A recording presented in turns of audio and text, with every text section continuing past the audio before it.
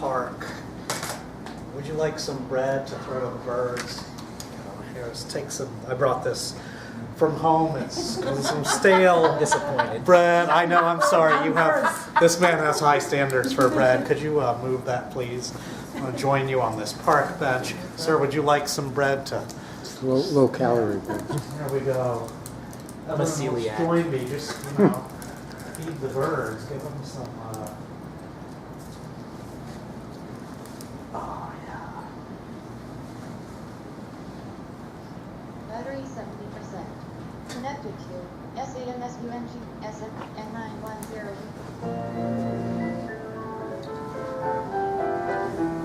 Let's feed the birds, folks. Here's some bread. Spring is here. Life is skittles and life is dear. I think the loveliest time of the year is the spring. I do, don't you? Of course you do. But there's one thing that makes spring complete for me, and makes every Sunday a treat for me. All the world seems in tune on a spring afternoon when we're poisoning pigeons in the park. Every Sunday you'll see my sweetheart and me as we poison the pigeons in the park. When they see us coming, the birdies all try and hide, but they still go for peanuts when coated with cyanide. The sun's shining bright, everything seems alright when we're poisoning pigeons in the park. La, la, la. We weren't really poisoning pigeons, right? We were just feeding them bread. But actually, we were kind of poisoning them. Friends, Mr. Toastmaster, honored guests, I'm a pondophile. I made up that word. I love walking around ponds in Chicago, observing the wildlife. I spend a lot of time doing that, especially during summers when Ken and I are fortunate to have summers off in our jobs, right? And I interact a lot with, or at least observe a lot, the waterfowl there. And I observe a lot of people feeding bread to the birds, right? The ducks, the geese. And I've heard that you're not supposed to do this, but I've never known why. So for this speech, the assignment is a fact-finding speech, a speech where you learn the facts behind something. So that's what I did for this speech. I learned the facts about feeding bread to birds. Feeding bread to birds is actually incredibly bad for them for several reasons. And I'm going to ask you all to try to kind of figure out some of those reasons if I give you the general category. So one reason feeding bread to birds is really bad for them is malnutrition. Can anyone guess why it might cause malnutrition if we feed bread to birds? Any ideas? Frog. What'd you say? Because the bread is made of flour. The bird doesn't eat the flour.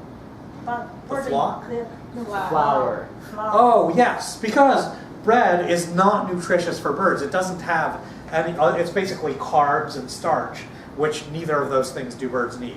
If you think about what birds naturally eat, particularly ducks, they eat insects, Yes. worms, they eat green stuff, algae, other plants.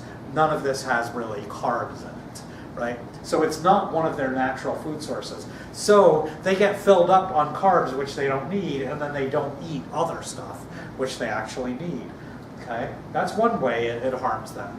How about overcrowding? How do you think that might work? How would feeding bread to pigeons or ducks, how would that cause overcrowding? They all congregate in one spot. They get used to being fed. If people feed them over and over again, which they do tend to in certain ponds and things, there tend to be too many birds at that location. Okay, and then there's not enough real food for them because there's more than there should be. What about foraging skills? How do you think birds foraging, ducks foraging? They skills? lose them. They lose those skills that they need to actually forage for food. Okay. What about disease-carrying vermin? How do you think feeding ducks might encourage disease-carrying vermin such as rats? their poor digestion lowers their immune system? I don't know about that. Or the rats are gonna gather there too. Well, here's the thing. If you feed ducks, and if a lot of people feed them at a particular location, some of the bread actually ends up not getting eaten. I have observed this myself on walks around the pond, where I see like bread in the pond that's just kind of old that people have put there that nothing ended up eating. That attracts rats, which carry vermin dangerous to the birds. Okay. There's something called angel wing. Has anyone heard of angel wing? It's a disease that some birds get.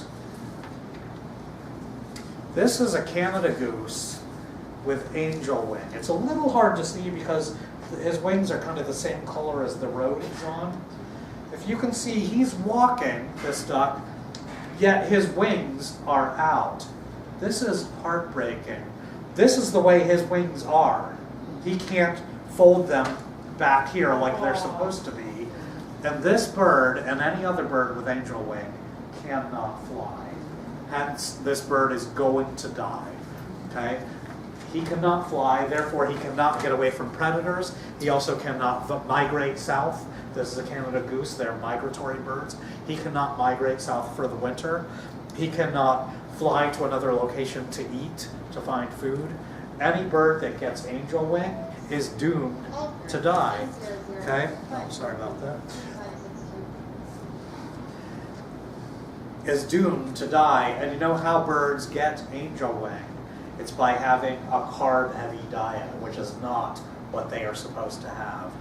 So by feeding birds bread, we are literally killing them, though it takes a while for this to happen. I actually start conversations with people a lot when I'm at these ponds that I like to visit, when I see them giving bread or cereal to ducks or geese, and I try to explain this to them, and it's interesting. About a third of them will respond positively to me and tend to hear my message. About a third of them think I'm an asshole for telling them true facts about feeding bread to birds, and about a third of them are kind of in the middle somewhere. So I hope that you, after hearing this, will never feed bread to ducks or other birds again.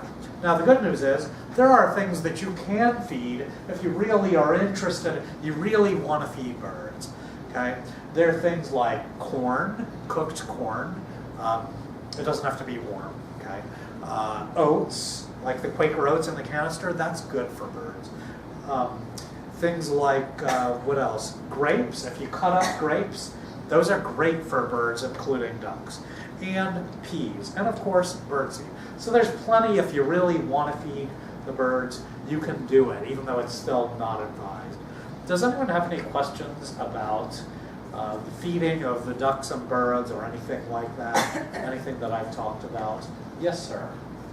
Angel wing, you said that was a carb-heavy diet that and it's just their inability to use their wings? What does that mean? What it is, the wing actually deforms, and whereas their normal resting position for their wings is against their body, and then when they want to fly, they do this.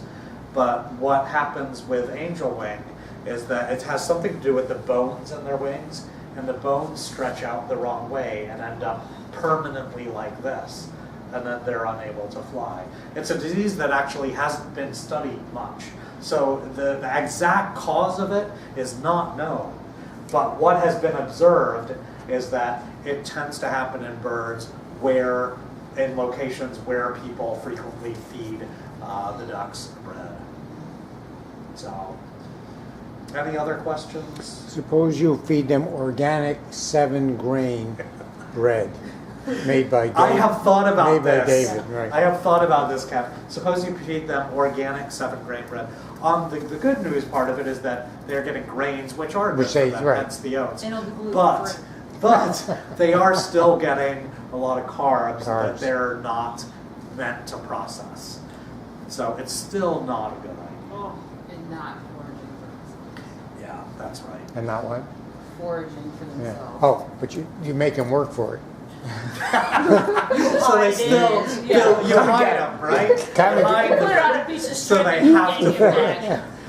All right. Thank you all Great very job. much, and I hope you learned something. I appreciate it.